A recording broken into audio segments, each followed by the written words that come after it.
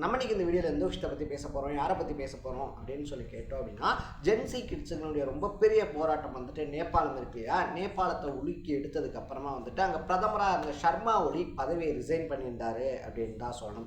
So இதுக்கப்புறமா வந்துட்டு நேபாளத்தை யார் லீட் பண்ண போகிறாங்க, அதை தாண்டி வந்துட்டு பார்த்தோம் அப்படின்னா நேபாளத்தை நீ முன்னிறுத்த போகிறது யார் அப்படின்ற மாதிரி பல கொஸ்டின்ஸ் எழுந்திருந்துச்சு அப்படின்னே சொல்லலாம். ஸோ அந்த போராட்டத்தை முன்னெடுத்த ஜென்சி கிட்ஸ் இருக்காங்க இல்லையா, அவங்களே வந்துட்டு பார்த்தோம் அப்படின்னா நேபாளத்தினுடைய பிரதமராக இடைக்கால பிரதமராக வந்துட்டு சுஷீலா கார்கி தான் வந்துட்டு செயல்படணும் அப்படின்னு சொல்லிட்டு ஒரு ரிக்வெஸ்ட்டை வச்சுருந்தாங்க. ஆரம்பத்தில் வந்துட்டு பார்த்தோம் அப்படின்னா சுஷீலா கார்கி இருக்காங்க இல்லையா, இல்லை இது வந்துட்டு ஒரு ரொம்ப பெரிய பதவி, அதை தாண்டி வந்துட்டு பார்த்தோம் அப்படின்னா எனக்கு இதில் இன்ட்ரெஸ்ட்லாம் இல்லை அப்படின்ற மாதிரி சொல்லியிருந்தாங்க. பட் தொடர்ந்து வந்துட்டு பார்த்தோம் அப்படின்னா நீங்கள் வந்துட்டு பிரதமராக வந்தீங்க அப்படின்னா தான் நாடு வந்துட்டு கொஞ்சம் நல்லாயிருக்கும். இந்த ஊழல் வாரியான விஷயங்கள் இருக்கு இல்லையா, அவங்க வந்துட்டு ஜட்ஜாக இருந்த பீரியட்லேயே வந்துட்டு பார்த்தோம் அப்படின்னா ஊழலுக்கு எதிரான சட்ட நடவடிக்கைகள் அப்படின்றத ரொம்ப ஸ்ட்ரிக்டாக எடுத்திருந்தாங்க. அதனால தான் வந்துட்டு ஜென்சி கிட்ஸுகளுடைய ஆகப்பெரும் நம்பிக்கையை சம்பாரிச்சிருக்காங்க சுஷீலா கார்கி அப்படின்னே சொல்லலாம். ஸோ யார் இந்த சுஷீலா கார்கி, அதை தாண்டி வந்துட்டு நேபாளத்தின் இப்போதைய நிலைமை அப்படின்றது என்ன அப்படின்ற மாதிரி பல இன்ட்ரெஸ்டிங்கான விஷயங்களை தான் நம்ம இன்னைக்கு இந்த வீடியோவில் பேச போகிறோம். அதுக்கு முன்னாடி நம்ம சேனலுக்கு நீங்கள் புதுசாக வந்திருந்தீங்க அப்படின்னா இதே மாதிரி அப்பப்போ அப்டேட்டாக போயிட்டு இருக்க விஷயங்கள், அது கரண்ட் அஃபேர்ஸாக இருந்தாலும் சரி, பாலிடிக்ஸாக இருந்தாலும் சரி, ஸ்போர்ட்ஸாக இருந்தாலும் சரி, அப்பப்போ அப்டேட்டாக போயிட்டு இருக்க விஷயங்கள் இருக்கு இல்லையா, அதை நீங்கள் தொடர்ந்து தெரிஞ்சுக்கணும் அப்படின்னு ஆசைப்பட்டீங்கன்னா மறக்காம சேனலை ஃபாலோ பண்ணி சப்ஸ்கிரைப் பண்ணிக்கங்க. ஸோ ஃபர்ஸ்ட் ஆஃப் ஆல் வந்துட்டு பார்த்தோம் அப்படின்னா சுஷீலா கார்கி யார் அப்படின்னு சொல்லி பார்க்கும்போது 1952 சாதாரணமான ஒரு விவசாய குடும்பத்தில் பிறக்கிறாங்க. அந்த குடும்பத்தில் மொத்தம் 7 குழந்தைங்க, அதில் மூத்த குழந்தை தான் சுஷீலா கார்கி அப்படின்னே சொல்லலாம். ஸோ அவங்க படித்து முடிச்சதுக்கு அப்புறமா வந்துட்டு பார்த்தோம் அப்படின்னா ஸ்கூல் டேஸ் கம்ப்ளீட் பண்ணுறாங்க. அதுக்கப்புறமா வந்துட்டு இளங்கலை பட்டப்படிப்பு இருக்கு இல்லையா, அதை இலக்கியத்தில் படித்து முடிக்கிறாங்க. அதுக்கப்புறமா தான் லா படிக்க ஆரம்பிக்கிறாங்க. அப்படி படித்து முடித்தவங்க வந்துட்டு பார்த்தோம் அப்படின்னா ஸ்டார்டிங்கில் ஒரு அட்வொகேட்டாக தான் தன்னுடைய ஜேர்னி அப்படின்றத ஸ்டார்ட் பண்ணுறாங்க. அப்படியே கொஞ்சம் கொஞ்சமாக வளர்ந்து பார்த்தோம் அப்படின்னா 1973 அந்த நாட்டினுடைய முதல் பெண் தலைமை நீதிபதி, அதுவும் உச்ச நீதிமன்றம் இருக்கு இல்லையா, அதனுடைய முதல் பெண் தலைமை நீதிபதி அப்படின்ற இடத்துக்கு வராங்க. நம்ம முன்னாடியே சொன்ன மாதிரி வந்துட்டு பார்த்தோம் அப்படின்னா அந்த நாட்டில் இருக்கக்கூடிய தலைவர்கள்ல அதுலேயும் குறிப்பாக வந்துட்டு பார்த்தோம் அப்படின்னா பெண் தலைவர்கள் இருக்காங்க இல்லையா, அவங்கள சுஷீலா கார்கிக்கு ஒரு முதன்மையான இடம் இருக்கு அப்படின்னு தான் சொல்லணும்.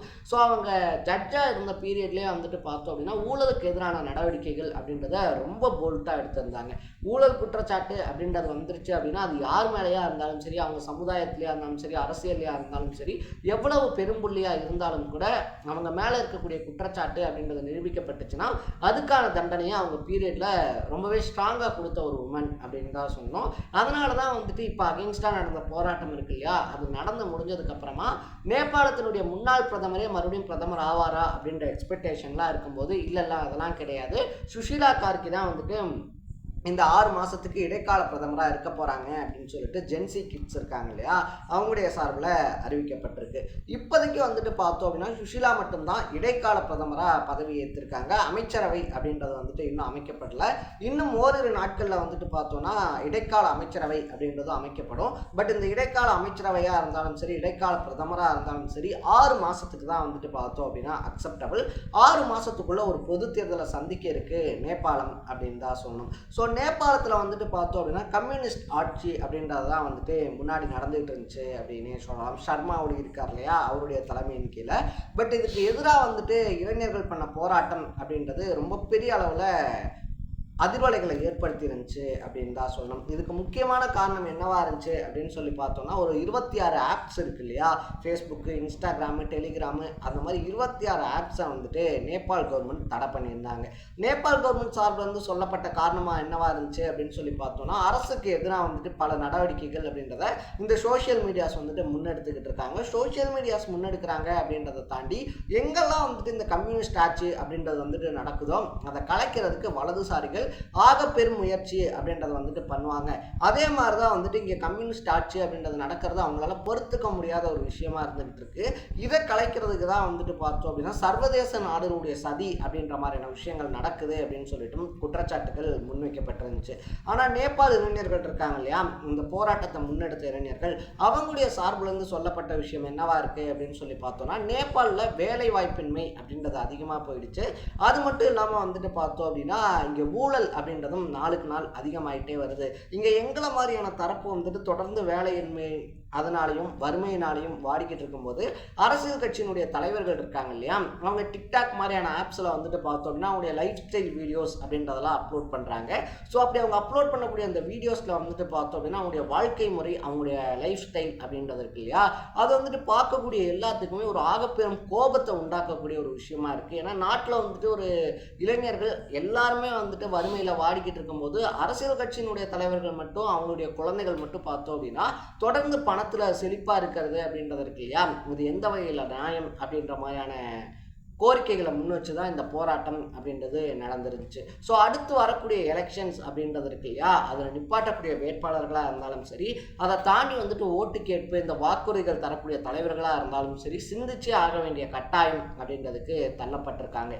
ஏன்னா ஏனோ தானோ அப்படின்னு சொல்லிட்டு ஜெயிக்கிறதுக்காக ஏதோ ஒன்று சொல்லி ஜெயிச்சுட்டு அதுக்கப்புறமா அதை பண்ணாமல் இருக்க முடியாது.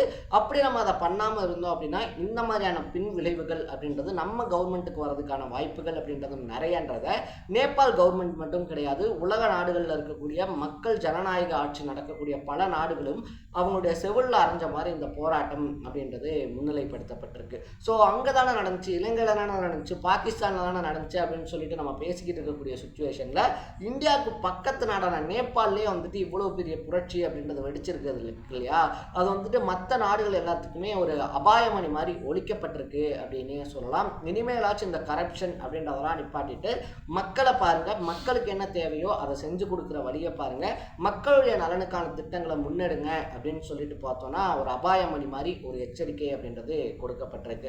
ஸோ சுஷீலா கார்கி இருக்காங்க இல்லையா, அவங்க நேபாளை எந்த அளவுக்கு முன்னிறுத்த போறாங்க, முன்னிலைப்படுத்தி செயல்பட போறாங்க அப்படின்றத நம்ம வெயிட் பண்ணி தான் பார்க்கணும்.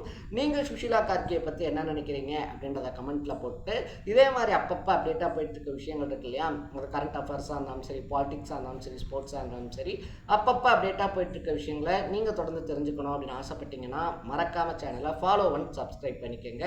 நாளைக்கு இதே மாதிரி இன்னொரு இன்ட்ரெஸ்டிங்கான வீடியோட சந்திக்கலாம். Tata, bye by.